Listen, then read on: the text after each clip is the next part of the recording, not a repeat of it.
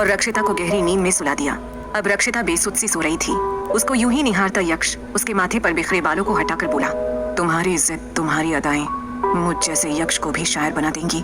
तुम्हारा सफेद गोरा बदन मेरी सांसों को मदहोश कर देता है रक्षिता। काश तुम मेरे साथ अपनी मर्जी से प्यार करती। तभी रक्षिता ने करवट ली और यक्ष की तरफ देखा। इस पर यक्ष मुस्कुराया। यक्ष को मुस्कुराते हुए देख रक्षिता ने सोचा, यक्ष जब से मेरी जिंदगी में आया है सारी परेशानियां खत्म हो गई हैं। जाने क्यों ऐसा लगता है कि मैं उसे चाहने लगी हूँ। ये सोचते हुए रक्षिता ने यक्ष की ओर बेहद प्यार से देखा और उसके होठों की तरफ अपने हाथ बढ़ाए ही थे कि तभी उसके कानों में अलार्म की तेज आवाज गूंजने लगी। वो हड़बड़ाकर उठ गई। रक्षिता ने चारों तरफ नजरें घुमाई तो वहाँ कोई भी नहीं था। वो अपने कमरे में अकेली थी। तभी उसका ध्यान अपने कपड़ों पर गया जो बिस्तर पर साइड पर रखे हुए थे और उसने एकमात्र चादर ओढ़ रखी थी। रक्षिता ने घबराकर अपने कपड़े उठाए और अपने फेस और शरीर को छूकर देखते हुए खुद से बोली, ये कैसा सपना था। यक्ष सपने में मेरे बहुत करीब था। मैं उसे महसूस कर पा रही थी और मेरे शरीर में इतना पेन। कहीं वाकई हम दोनों के बीच कुछ हुआ तो नहीं। उफ। रक्षिता ने अपनी चादर हटाई और आईने के सामने खड़े होकर खुद को देखने लगी। अचानक से रक्षिता के चेहरे के भाव बदल गए। उसकी आंखें भर आईं और वो फफक कर रोने लगी। क्यों यक्ष, क्यों मेरी जिंदगी को खिलौना क्यों बना रहे हो। मैं जानती हूँ तुम रोज ऐसे ही मेरे सपनों में आकर मुझसे मोहब्बत करोगे और मैं चाहकर भी कुछ नहीं कर पाऊंगी। क्यों तुम मेरी इस मजबूरी का फायदा उठा रहे हो। प्लीज मुझे बख्श दो। फिर रक्षिता फफक कर रोने लगी। वो तेज कदमों से बाथरूम की ओर भागी। रक्षिता बाथरूम में शावर के नीचे खड़ी हो गई। वो अपने शरीर को जोर जोर से रगड़ने लगी। रक्षिता ऐसा करते हुए बार बार बड़बड़ा रही थी, मुझे नफरत है तुमसे, नहीं करूंगी तुमसे प्यार, छोड़कर चले जाओ मुझे। रक्षिता की स्किन पर रगड़ के तेज निशान पड़ गए। ये दर्द तुम्हारा दिया है। मेरे दिल पर धीरे धीरे तुम्हारा असर होने लगा है। हाँ मानती हूँ मुझ पर तुम्हारा नशा चढ़ने लगा है, लेकिन मैं तुमसे प्यार नहीं करूंगी। नहीं है मुझे तुमसे प्यार। रक्षिता शावर के नीचे रोती रही। वो बार बार खुद को यक्ष की बाहों में देख रही थी। एक और रक्षिता बाथरूम में खुद से लड़ रही थी और दूसरी तरफ यक्ष रक्षिता के रूम में दाखिल हुआ। उसका डार्क ऑरा आज अलग सा रिफ्लेक्ट कर रहा था। बिस्तर पर पड़ी रक्षिता की शर्ट को उठाकर यक्ष स्मेल करने लगा। उसके फेस पर एक अजीब सी स्माइल आ गई। रक्षिता, माय स्वीट हार्ट, तुम्हारी खुशबू मुझे पागल कर रही है। जल्दी से चली आओ मेरी जिंदगी में, अब दूरी बर्दाश्त नहीं होती। यक्ष रक्षिता का वेट कर रहा था, लेकिन इससे बेखबर रक्षिता बाथरूम में रो रही थी। हर रात आने वाले सपनों से वो परेशान थी। यक्ष बेड से उठा और बाथरूम के दरवाजे के पास खड़ा हो गया। वो बंद दरवाजे के पार रक्षिता को देखने लगा।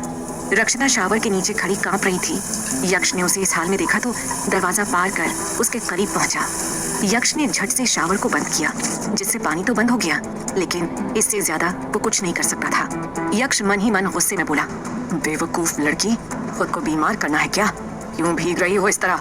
ये बात यक्ष अपने मन में भले ही बोल रहा था, लेकिन रक्षिता को ये महसूस हो गया था कि इस तरह से पानी में भीगना यक्ष को अच्छा नहीं लग रहा है। इसलिए उसने इधर उधर देखते हुए कहा, फॉर गॉड सेक, इतना दिखावा मत करो। तुम्हें मेरा शरीर चाहिए, वो तो तुम्हें दे दिया है। अब ये शराफत का ढोंग ना करो। यक्ष कुछ देर यूं ही खामोश रहा। फिर रक्षिता के करीब जाकर उसने अपने हाथ की उंगलियां उसके चेहरे के पास ले जाकर घुमाई, जिससे वो वहीं पर गहरी नींद में जाने लगी। इसके बाद यक्ष ने उसे गोद में उठाकर बिस्तर पर ले जाकर सुला दिया।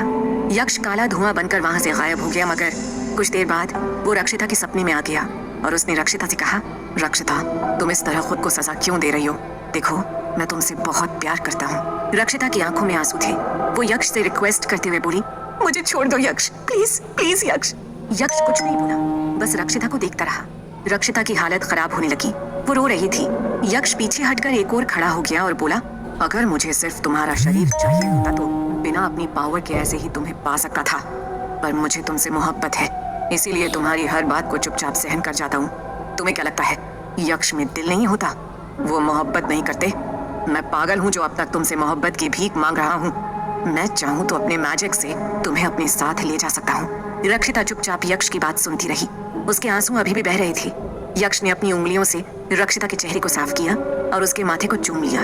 वो प्यार से रक्षिता से बोला, आई love you Rakshita, I really love you, why don't you understand? I promise you I will never never ever hurt you, believe me. Rakshita Yaksh के हाथ को अपने माथे से लगाकर रोते हुए बोली, यक्ष, मैं कुछ नहीं जानती। मन करता है तुम पर ट्रस्ट करूं, लेकिन ये नहीं हो सकता। तुम हमारी दुनिया में शामिल नहीं हो सकते, समझो यक्ष। यक्ष उसके गालों को थपथपाकर बोला, मैं इसी दुनिया में ही हूँ रक्षिता, तुम टेंशन ना लो, एक दिन अपना इश्क मुकम्मल हो जाएगा। यक्ष और एक हसीना की लव स्टोरी दुनिया सुनेगी।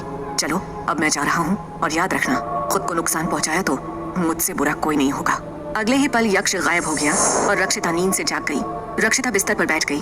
उसे ऐसा लग रहा था जैसे यक्ष उसे सच में बहुत प्यार करता है। दूसरी तरफ यक्ष सीधे अपनी माँ के कमरे में पहुंचा। उसकी माँ अलका कोई काम कर रही थी। यक्ष को देखकर वो बोली, आ गए तुम?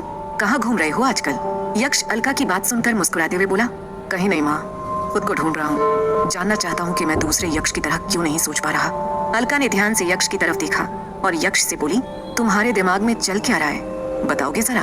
यक्ष अलका के पैरों के पास बैठ गया और अपना सिर उसकी गोद में रख दिया। अलका यक्ष के बालों में उंगलियां घुमाने लगी। वो जानती थी कि यक्ष क्यों इतना परेशान है, लेकिन अलका उसके मुंह से सुनना चाहती थी। हालांकि वो यक्ष के सवालों से बचने की कोशिश भी कर रही थी। अलका ने मन ही मन सोचा, अगर इसने अपने पास्ट से जुड़ा कोई सवाल पूछा तो मैं यक्ष के उन सवालों के जवाब कैसे दे पाऊंगी? कैसे इसके मन को दूसरी ओर लगाऊं? अगर यक्ष को उस राज का पता चल गया तो क्या होगा? ये सब सोचते ही उसका कलेजा कांप उठता है।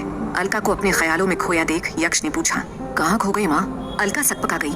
कहीं नहीं, बस यूं ही। तुम क्या कह रहे थे? इस पर यक्ष ने जवाब दिया, माँ मुझे कुछ जानना है, आप प्लीज मुझे सच बताओगी, वादा कीजिए। उसकी बात सुनकर अलका टेंशन में आ गई, लेकिन अपने एक्सप्रेशंस को कंट्रोल करते हुए वो यक्ष से बोली, कहो क्या क्या पूछना चाहते हो यक्ष? देख रही हूँ आजकल अलग ही ख्यालों में खोए रहते हो, ना काम पर ध्यान है और ना ही खुद पर। ऐसा कुछ नहीं है माँ, मुझे बस इतना बताइए कि मैं उस रिंग में कैद कैसे हो गया था? आखिर कौन है इसके पीछे? मेरे सवालों का जवाब दीजिए। यक्ष की बात सुनते ही अलका नाराजगी से बोली, जब से आए हो एक ही बात की रट लगा के रखी है तुमने, क्यों जानना है ये सब? भूल क्यों नहीं जाते वो बात? ये सुनते ही यक्ष अलका से बोला, मुझे जानना है माँ, आप प्लीज बताओ।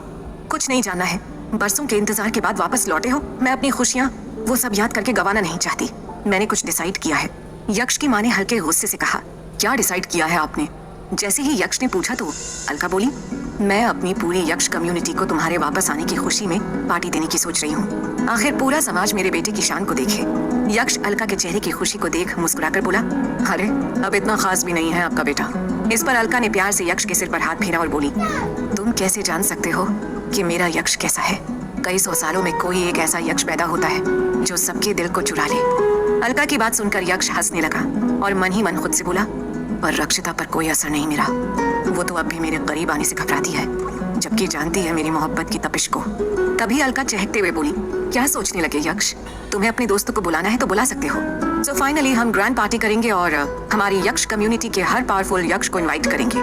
उसकी बात सुन यक्ष ने कहा, ओके माँ, जैसी आपकी मर्जी। आपकी बात को कोई टाल सकता है क्या?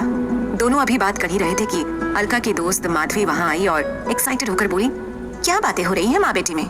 माधवी को देख अलका खुश हो गई। अलका ने जवाब दिया, आओ माधवी, एक ग्रैंड पार्टी की प्लानिंग चल रही है। अब तुम आ गई हो तो अरेंजमेंट में मेरी हेल्प करो। दोनों सहेलियां गले मिली। यक्ष माधवी को हेलो करके वहाँ से अपने कमरे में चला गया। माधवी खुश होकर अलका से बोली, ये बहुत अच्छी प्लानिंग है तुम्हारी।